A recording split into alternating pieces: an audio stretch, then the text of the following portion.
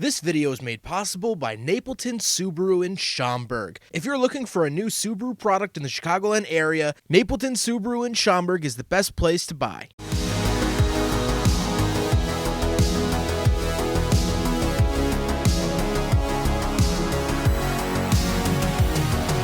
Alright, what's up guys? My name is Zach, and today I am driving a 2011 Suzuki SX4 Sport SE. Up front is a 2.0 liter inline 4, and down below is a CVT. Now, I am super excited to be driving this SX4 for two reasons. First of all, this is the first American market Suzuki I've ever filmed here on the channel. I've done a Suzuki Carry and a Suzuki Cappuccino, but both of those were exclusively sold in Japan, so they were right-hand drive and never meant for American roads. This vehicle here is meant for America. It was sold here new back when Suzuki was offering cars in America, and so it's been on my bucket list to film something like this. The second reason I'm super excited for this video is because this car is strange. It is weird, it is quirky in all of the right and wrong areas, and so we'll talk about that today.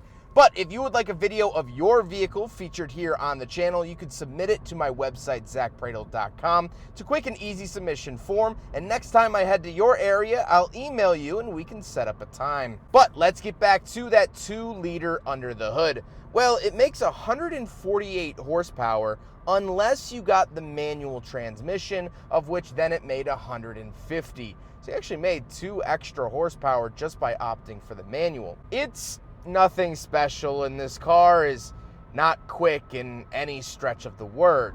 Like I said, paired to it is that CVT. Now, you could get a manual or the CVT, and I'm not really in love because this is that weird era of CVTs where they weren't super common in cars. They were just sort of getting their footing in American motors, and so they feel weird, they feel strange, they feel very alien. Much like the Saturn Ion I drove not too long ago that also had a CVT. Here we go.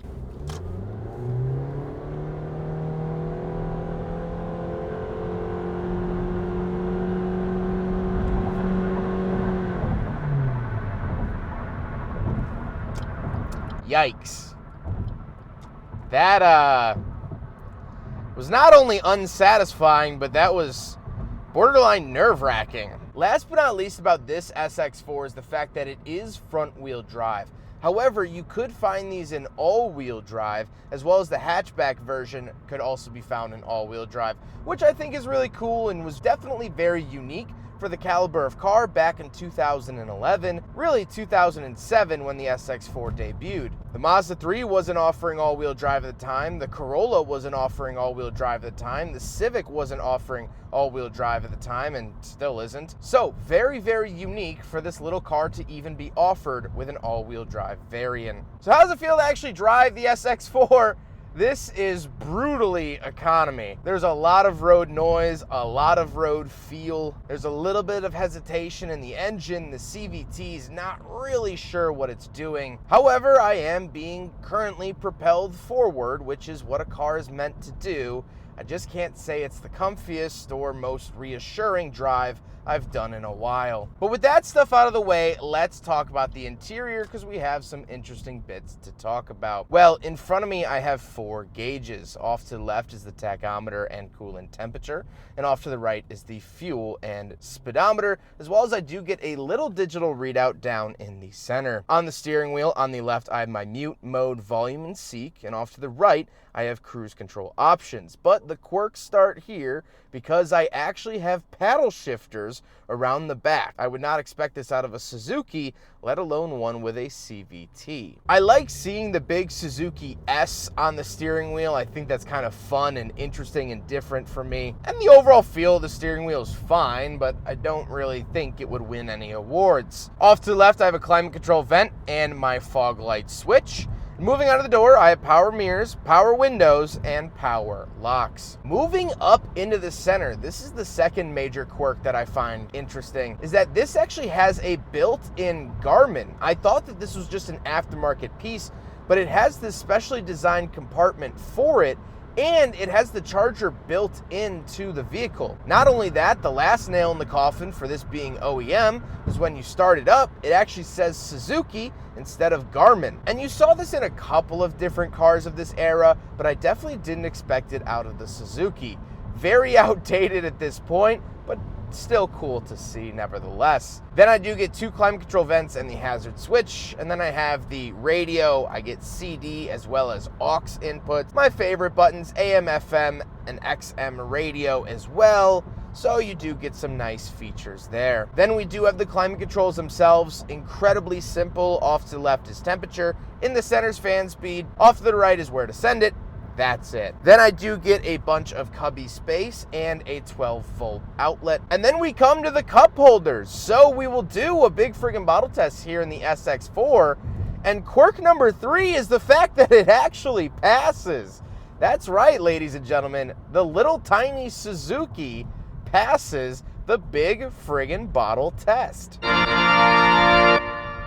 Then we come to the shifter. Seems very basic for the 2000s. Not really covering any new ground here. And then we have the handbrake and a bunch of dead switches. I assume upper trims would maybe get heated seats, or maybe traction control was found down here. Something of that nature. Speaking of seats, they're fine. They're a little hard.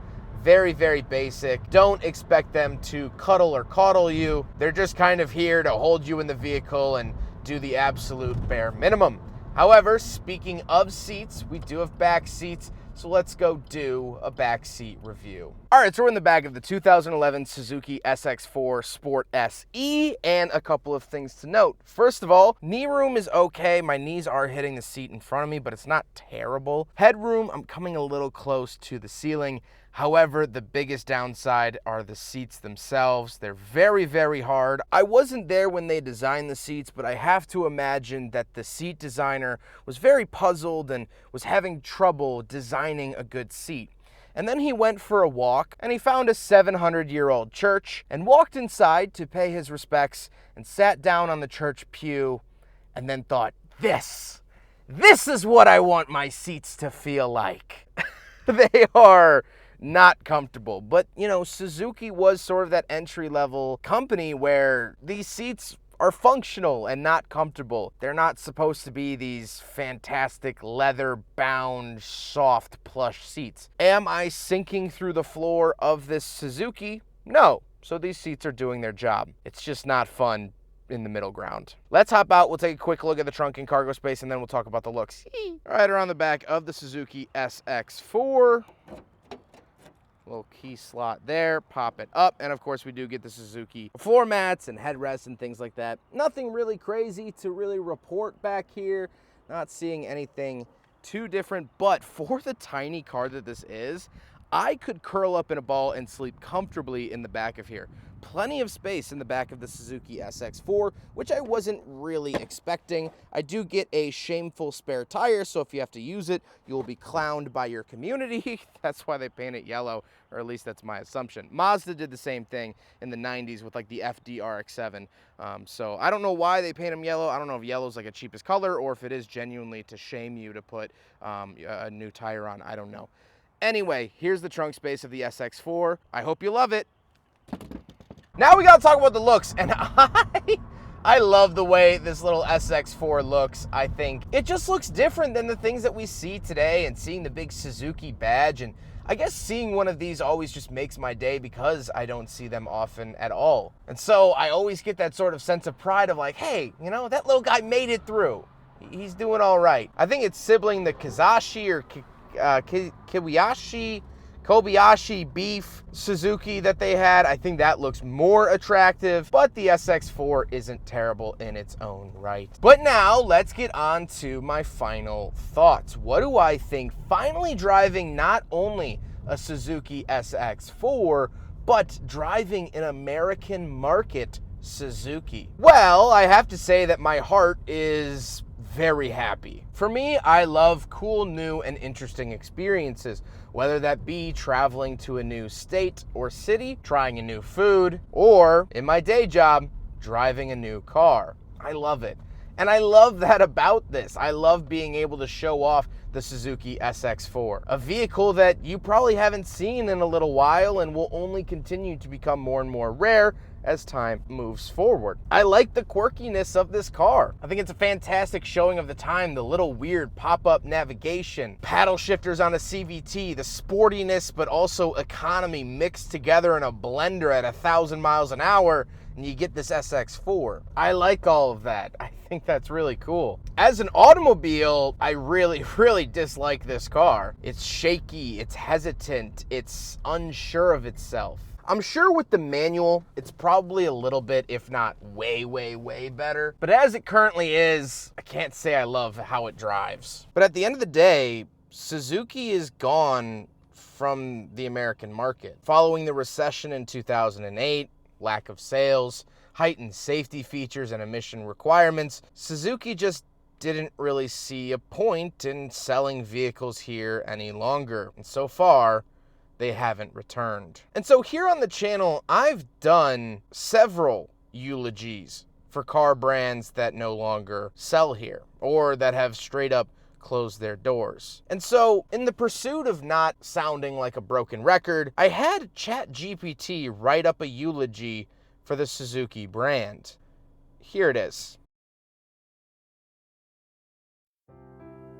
My dear friends, today, we gather here to say our final goodbyes to a beloved friend that has been with us for over 3 decades.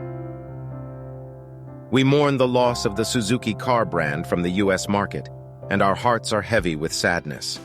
For more than 30 years, Suzuki has been a part of our lives. It has been the car that took us on our first road trip, the car that brought us to our first job interview, and the car that took our children to school every day. It has been a reliable and trustworthy companion, always there for us when we needed it the most. But now, as we bid farewell to Suzuki, we realize that we are not just losing a car brand. We are losing a part of ourselves, a part of our memories and our experiences. We are losing a piece of our history. We will miss the innovative design and the affordable prices of Suzuki cars. We will miss the fuel efficiency and the compact size that made them perfect for city driving. We will miss the quality and the reliability that made Suzuki cars stand out from the rest.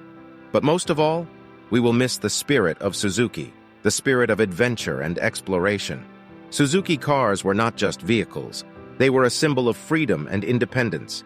They allowed us to go where we wanted, to see what we wanted, and to do what we wanted. They were a way of life. So let us remember Suzuki not with sadness, but with gratitude and appreciation.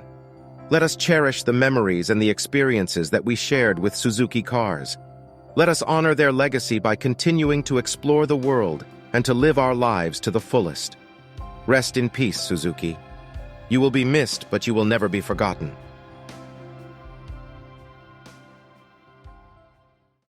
I hope you guys enjoyed the video. Huge thank you to Napleton Subaru in Schaumburg. Napleton Subaru in Schaumburg has been fantastic to work with. Their information is up on the screen as well as linked in the description below. But I hope you guys enjoyed the video. Don't forget to rate the video, comment on the video, and subscribe if you really liked it. Take care, guys.